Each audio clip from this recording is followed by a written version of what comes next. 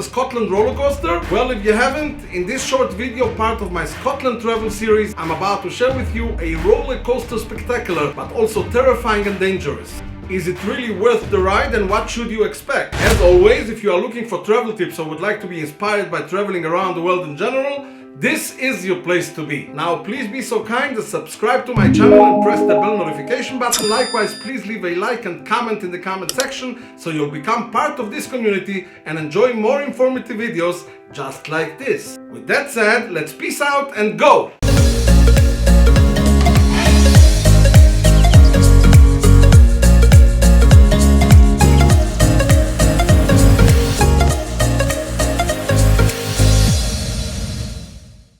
Hello and welcome back, my name is Peace. I am so excited to tell you all about this roller coaster terrifying drive I had on my second adventure in Scotland. Let's start! On my second adventurous trip to Scotland, I've set out to reach this beautiful and breathtaking viewpoint called Bealach Na Ba. Nothing did I know what a roller coaster ride I'm going to endure, nor have I prepared myself for such kind of surprising adventure awaiting me just about an hour before darkness was about to fall upon the Highlands of Scotland. Nevertheless, it was a drive to remember, talk about and reminisce. The Bealach Na Ba is a curvy, very narrow mountain road located in the Applecross peninsula at the Scottish Highlands and was originally built in 1822 only to be asphalted in 1950. And by the way, for those of you who are interested to know the meaning of its name, the name Bealach Na Ba means Pass of the Cattle in the Gaelic language. Just to give you an idea of what I am talking about, let me be clear. This twisting single-track mountain road is the third highest road in Scotland, rising up to 626 meters or 2,054 feet above sea level. Well, it is certainly one of the most scenic drives in the world, but this route demands 100% concentration since it is a very dangerous road. And when I say very dangerous, it's because it's first and foremost a very narrow road with sharp bends and steep gradients, and what appears to be barely suitable for bikers is actually a snake-like road which cars are passing through from both directions. And should I mention that it lacks places to pass too. Nevertheless, while speeds are officially not permitted faster than 30 miles per hour, there are some local drivers which are already familiar with this road and drive through it as if it was a 5-lane highway. Moreover, it is recommended that beginner riders and those who don't know how to reverse should absolutely avoid this road to begin with. As I mentioned earlier, not only is this road so narrow that even one vehicle at a time has a hard time driving, but there are only a few passing places where you can stop when a vehicle comes across you from the opposite direction. When I made this trip a reality, I was all pumped up and excited with one mission in mind: to reach the Bealach Na Ba viewpoint high up on the top of the mountain. But to be truly honest with you,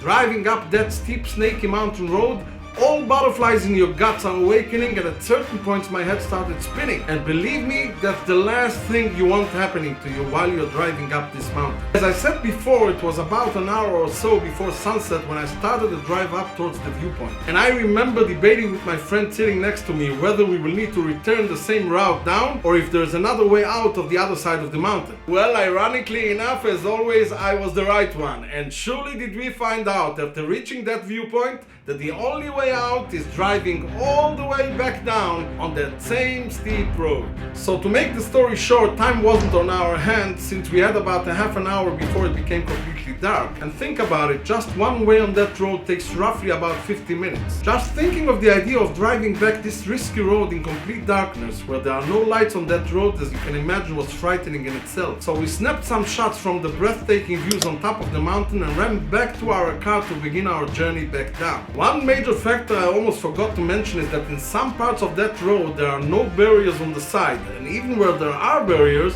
they are very small and slim. So let's face it, a bad turn or unexpected slip could very easily send you down into the abyss, and goodbye Charlie. So let's sum up my experience and put it forward as frank as I could. And you surely ask yourself, should you take that road trip? Is it really worth it risking your life for that viewpoint up there at 626 meters above sea level? Well, here are my answers.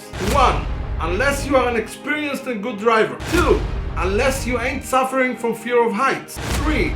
Unless you got a very small vehicle, unlike stupid me who drove with this huge Land Rover sport car and almost had one side of the wheels hanging down off the side of the road. 4. Unless you are like me and you like the adrenaline of being in a tense situation like this, by all means don't you dare go there.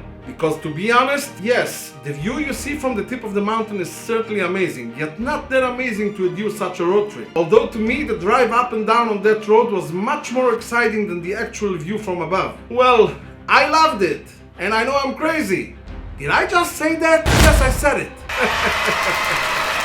Alright, so this sums up this video. I hope that you have enjoyed it, and if you did, please leave a like and don't forget to subscribe and press the bell notification button so you'll be notified for new and upcoming videos. Thank you for watching. Peace.